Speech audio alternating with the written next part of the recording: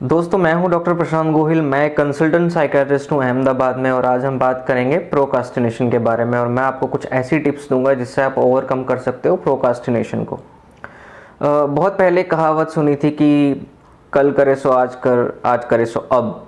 ये ऐसे लोगों ने कहावत बनाई थी जो बहुत ही ज़्यादा डेडिकेटेड रहते हैं अपने काम को लेके और एन्जॉय करते और जल्दी से जल्दी काम फिनिश करना चाहते हैं, टास्क कंप्लीट करना चाहते हैं।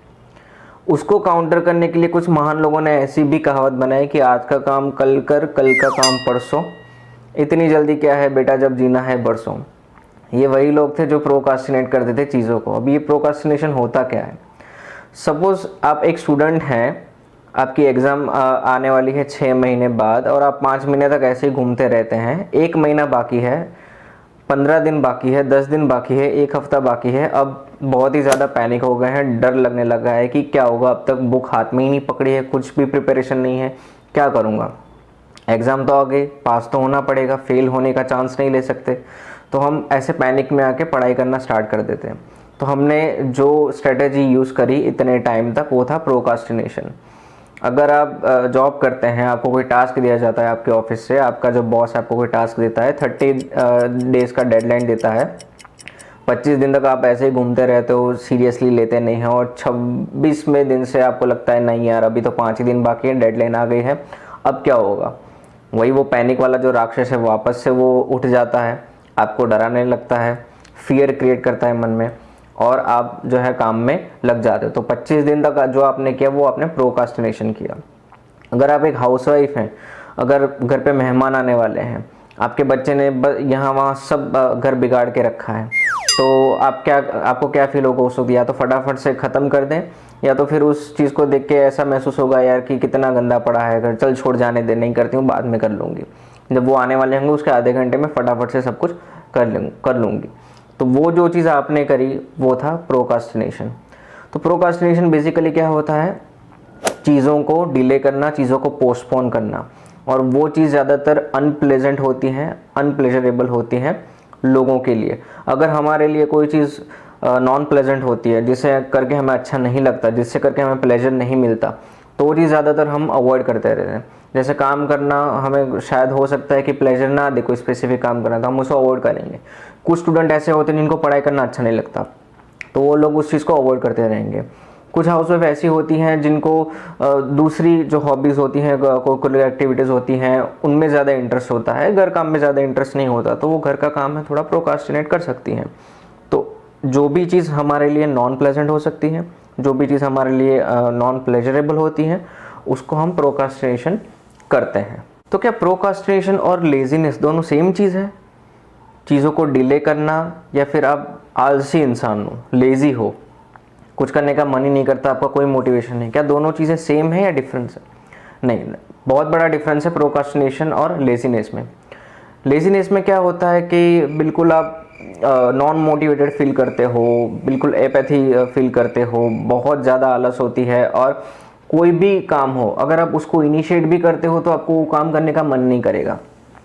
और ज़्यादातर ये आपके नेचर में होता है, आपकी पर्सनालिटी में ये चीज़ होती है, जिसको ओवरकम करना थोड़ा मुश्किल हो जाता है। प्रोकास्टिनेशन क्या होता है? ये एक एक्टिव चीज़ होती है, वो आप खुद चूज़ करते हो। जो चीज़ें आपको नॉन प्लेजरेबल लगती हैं, अनप्लेजेंट है आपके लिए, वो आप खुद चूज़ करते हो कि नहीं मुझे अभी नहीं करनी है, मैं बाद में करूँगा। और आप एक ऐसी चीज़ की तरफ भागते हो या ऐसी चीज़ चूज़ करते हो करना उस वक्त के लिए जिसमें आपको लगता है आपको अच्छा लगेगा, वो करके आपको मनोरंजन मिलेगा, आपको एंटरटेनमेंट मिलेगा। ठीक है, जैसे कि स्टूडेंट हैं, वो पढ़ाई करने बैठता है लेकिन फिर उसको लगता है यार अभी नहीं पढ़ाई करना है, मोबाइल पे उसकी नज़र जाती है, यूट्यूब याद आ जाता है, इंस्टाग्राम याद आ जाता है, फेसबुक याद आ जाता है, ये सब चीज़ें याद आ जाती हैं, फ्रेंड्स याद आते हैं, चलो किसी को मैसेज कर लूँ, चलो यूट्यूब पे कोई मूवीज़ देख लूँ, नेटफ्लिक्स देख लूँ, अमेजन प्राइम पे कोई मूवी देख लूँ या वेब सीरीज़ देख लूँ। अगर आप हाउसवाइफ हैं, काम करना प्रोकास्टिनेट कर रही हैं, तो आप कोई ना कोई रीज़न तो ढूंढ ही लेंगे। सडनली टीवी पे नज़र चली जाएगी, अरे 11:30 बज गई, इस टाइम पे तो मेरा फेवरेट शो आता है, सास बहू की सीरियल का टाइम हो गया, तो चलो वो देखते हैं, काम तो होता रहेगा। वैसे ही अगर आप कहीं पे जॉब कर रहे हैं, कहीं पे कोई काम कर रहे हैं, तो आप ऐसी ही चीज़ों को डिले करेंगे, प्रोकास्टिनेट करेंगे, जिसको करने से आपको उतना मज़ा नहीं आता, आप उन चीज़ों को इतना एंजॉय नहीं करते। तो ये बेसिक डिफरेंस होता है प्रोकास्टिनेशन में और लेजीनेस में। सपोज़ करिए कि आपको फिट होना है, आपको एक्सरसाइज करनी है, आप थोड़ा मोटिवेटेड फील करते हो कि चलो यार जिम ज्वाइन करते हैं। आप जिम में गए, आपने मेंबरशिप ले ली, 6 महीने तक की मेंबरशिप ले ली। अब इस एग्जांपल में प्रोक्रास्टिनेशन करना क्या हुआ कि जब भी जिम जाने का टाइम आएगा तो आपको क्या फील होगा, अरे यार नहीं जाना है, चल छोड़, कल चला जाऊंगा, फिर कल आता है, चल छोड़, परसों चला जाऊंगा, या ये काम कर लिया, वो काम कर लिया, किसी फ्रेंड के यहाँ चले गए, या वहीं ऐसे घर पे बैठे रहे, टीवी देखते रहे या मोबाइल करते रहे। अगर आप लेकिन किसी भी तरह जिम पे पहुँच जाओगे तो आपको एक्सरसाइज करना अच्छा लगेगा, आपको मोटिवेटेड फील होगा कि नहीं यार चलो कुछ करते हैं, एक्सरसाइज करते हैं, और एक्सरसाइज करके अच्छा लगा। जबकि दूसरी तरफ अगर आप लेज़ी हैं तो क्या करोगे, आप डिले तो करोगे, यार नहीं जाना है, मेंबरशिप ले लिए लेकिन जा नहीं रहे हो, लेकिन अगर वहाँ पहुँच भी गए तो आप इतना एंजॉय नहीं कर पाओगे एक्सरसाइज करना। This is the basic difference between procrastination and laziness. When do we procrastinate, हम कब कब करते हैं प्रोक्रास्टिनेशन? तो ज़्यादातर 4 चीज़ें ऐसी हैं, सिचुएशन ऐसी हैं जब हम प्रोक्रास्टिनेट करते हैं। सबसे पहले मैंने आपको बताया कि अगर कोई चीज़, कोई टास्क आपके लिए अनप्लेजरेबल है, नॉन प्लेजेंट है, तो आप उसको प्रोक्रास्ट करोगे, एक चीज़। दूसरा, डिसऑर्गेनाइजेशन, अगर चीज़ें ऐसी वैसी पड़ी हैं, बहुत ही ज़्यादा मतलब गंदा कचरा कर दिया है, बहुत वर्क पाइल अप कर दिया है, सब यहाँ वहाँ पड़ा है, कुछ मिल नहीं रहा, तो कुछ करने का मन नहीं करेगा, आप ऐसे बैठ जाओगे यार बाद में कर लेंगे।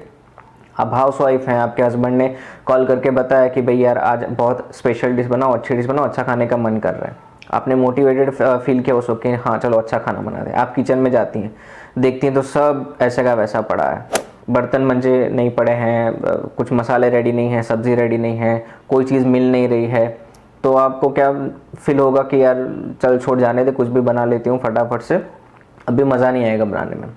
अब फ़र्ज़ कीजिए सब अच्छा पड़ा है, बहुत ही ऑर्गेनाइज तरीके से सब्जियां रेडी हैं, मसाले रेडी हैं, बर्तन अच्छी तरीके से आपने अरेंज करके रखे हैं, सब कुछ रेडी है, किचन एकदम क्लीन है, तो आपको अच्छा फील होगा, आप ज़्यादा मोटिवेट फील करेंगे कि हाँ चलो मज़ा आएगा बनाने में, तो उस वक्त आप प्रोक्रास्ट नहीं करोगे।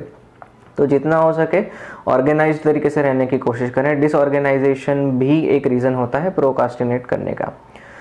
थर्ड होता है फियर ऑफ फेलियर। वो ज़्यादातर जो जॉब्स करते हैं वो लोग और स्टूडेंट होते हैं जो चीज़ों को डिले करते रहते हैं, उनमें दिखाई देता है। अब स्टूडेंट जो हैं ये प्रोक्रास्टिनेशन को ऐसे डिफेंस मैकेनिज्म यूज़ करते हैं।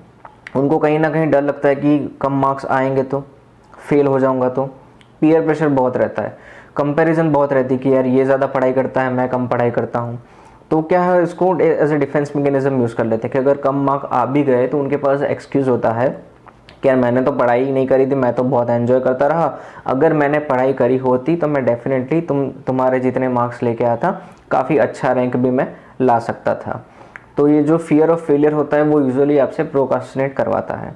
और लास्ट होता है अगर आप कोई मेंटल हेल्थ डिसऑर्डर से ग्रसित हैं, डिप्रेशन हो गया, एंजाइटी हो गया, तो आप इतना मोटिवेटेड फील नहीं करोगे चीज़ों को करने के लिए और आप प्रोक्रास्ट करते रहोगे। तो ये कुछ चीज़ें ऐसी हैं जहाँ यूजुअली हम लोग प्रोक्रास्टिनेट करते हैं चीज़ों को। दोस्तों अब मैं आपको बताऊंगा कि प्रोक्रास्टिनेशन को ओवरकम कैसे करें। स्टेप 1, आइडेंटिफाई करें आप प्रोक्रास्टिनेट कर रहे हैं, उसको रिकॉग्नाइज करना बहुत ज़रूरी है। जब तक आपका माइंड इस चीज़ को एक्सेप्ट नहीं करेगा तब तक ये चीज़ ठीक नहीं हो पाएगी। जब तक आप डिनायल में रहेंगे आप उस चीज़ को ओवरकम नहीं कर सकते। आपको पता होना चाहिए कि ये आपकी हैबिट बन चुकी है, वो आपके बिहेवियर में चीज़ बार बार आ रही है कि आप एंड तक चीज़ों को लेके जाते हैं और बाद में पैनिक कर जाते हैं और बहुत ही हड़बड़ाहटी में फटाफट से हर एक टास्क को कंप्लीट करना पड़ता है एंड टाइम तक।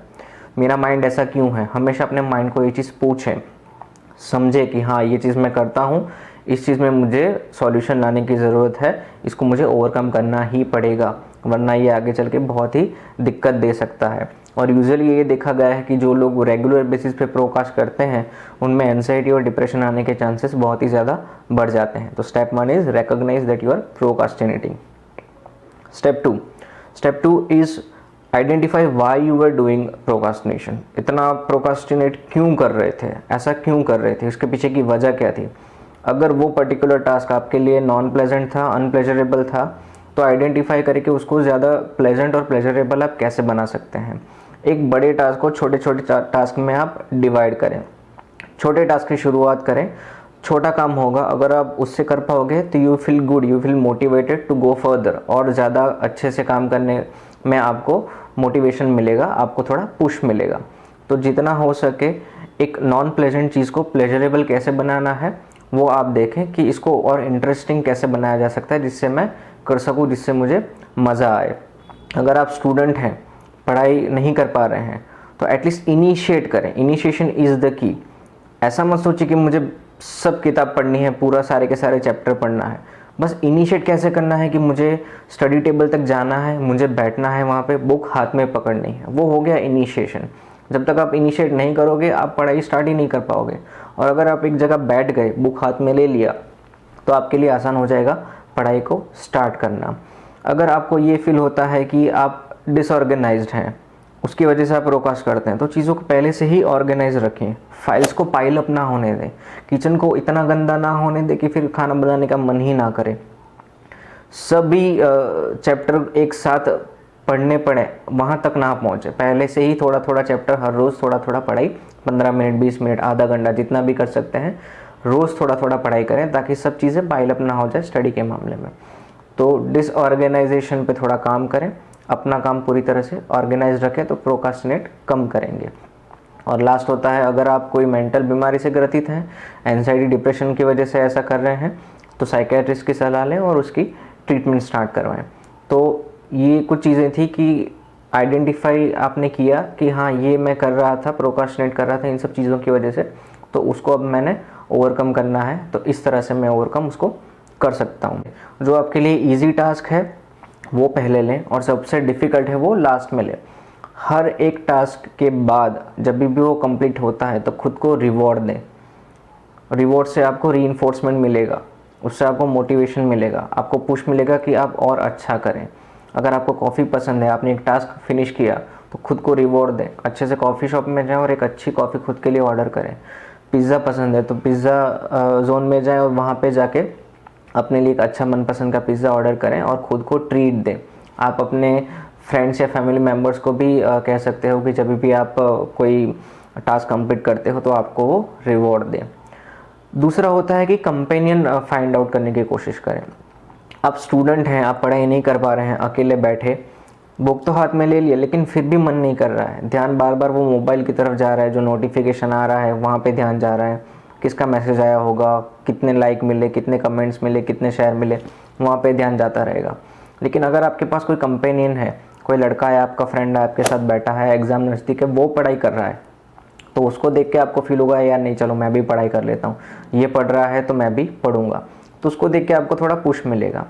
जॉब में आप दो लोग हैं, उन दोनों को सेम टास्क मिला है, तो उसके साथ दूसरे इंसान के साथ काम करने की कोशिश करें, उसको काम करता हुआ देख आपको भी थोड़ा बहुत मोटिवेशन मिल सकता है।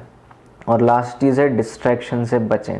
जितनी भी डिस्ट्रैक्ट करने वाली चीज़ें हैं उनको फाइंड आउट करें कि हाँ मोबाइल डिस्ट्रैक्ट करता है, आईपैड टैबलेट डिस्ट्रैक्ट करता है, लैपटॉप डिस्ट्रैक्ट करता है, म्यूज़िक टेलीविज़न ये सब चीज़ें डिस्ट्रैक्ट करती हैं।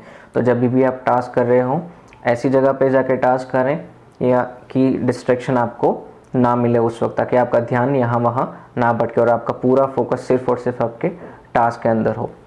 तो दोस्तों ये कुछ टिप्स थी जिससे हम प्रोकास्टिनेशन को ओवरकम कर सकते हैं।